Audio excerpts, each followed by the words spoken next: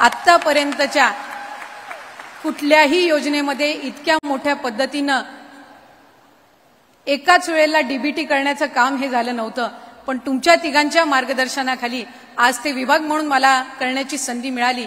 मी माझं भाग्य समजते की आज इथं लाखो माता भगिनींच्या आयुष्यामध्ये या माध्यमातून आपण एक सकारात्मक बदल घडवू शकलो। आज त्यांचा मिळणारा प्रतिसाद हा आपण सगळ्यांनीच बघितलेलाच आहे। त्यामुळे या योजनेसंदर्भात होणारी ज्या सगळ्या नकारात्मक चर्चा आहेत या आजच्या कार्यक्रमाच्या निमित्ताने हे सकारात्मक पाऊल उचलून आपण ते उदाहरण त्या निमित्ताने ठेवत आहोत। व्यासपीठावर उपस्थित सर्व मान्यवर आहेत।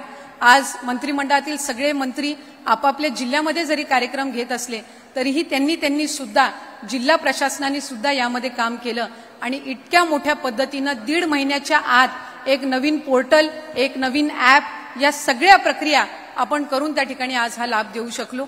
माझी खात्री आहे की यानंतर सुद्धा अधिकाधिक रजिस्ट्रेशन वाढणारच आहे आणि खऱ्या अर्थानं महायुतीच्या सरकारने जे उद्दिष्ट ठेवलेलं आहे की किमान 2.5 कोटी महिलांपर्यंत आपल्याला ही योजना पोहोचवायची आहे। ज्या वेळेला ऑगस्ट महिन्याची आम्ही स्क्रुटिनी चालू करू त्यावेळेला 2 कोटीपेक्षा जास्त लाभार्थी साहेब हे निश्चितपणाने या योजनेअंतर्गत असणार आहेत आणि आपल्या सगळ्यांचं स्वप्न नक्कीच त्या निमित्ताने पूर्ण होऊ शकणार आहे। असाच प्रतिसाद या योजनेला आपला पुढेही मिळत राहावा अशीच या ठिकाणी विनंती करत असताना खऱ्या अर्थानं ही योजना यशस्वी करण्यासाठी सर्व माझ्या माता भगिनी, माझ्या अंगणवाडी सेविका, मदतनीस, आशा सेविका, डेटा ऑपरेटर, सगळे ग्रामसेवक, सगळ्या स्थानिक प्रशासन यांनी जी मेहनत घेतलेली आहे ती खऱ्या अर्थानं ही योजना यशस्वी करण्यासाठी अतिशय महत्त्वपूर्ण ठरलेली आहे।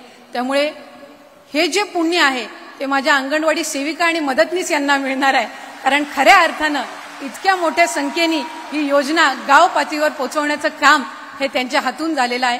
त्यांच्या आरोग्यासाठी, त्यांच्या यशस्वी वाटचालीसाठी मी या निमित्ताने मनापासूनच्या प्रार्थना करते। व्यासपीठावर उपस्थित असणाऱ्या सर्वच सन्माननीय मुख्यमंत्री, दोन्ही उपमुख्यमंत्री, व्यासपीठावर उपस्थित असणारे सर्व मान्यवरांचे या ठिकाणी विभागाच्या वतीने आणि भगिनींच्या वतीने मनापासून स्वागत करून या सगळ्यांच्या निरोगी आयुष्यासाठी एक बहीण म्हणून, तुमच्या सगळ्यांची धाकटी बहीण म्हणून प्रार्थना करते आणि थांबते। धन्यवाद। जय हिंद, जय महाराष्ट्र।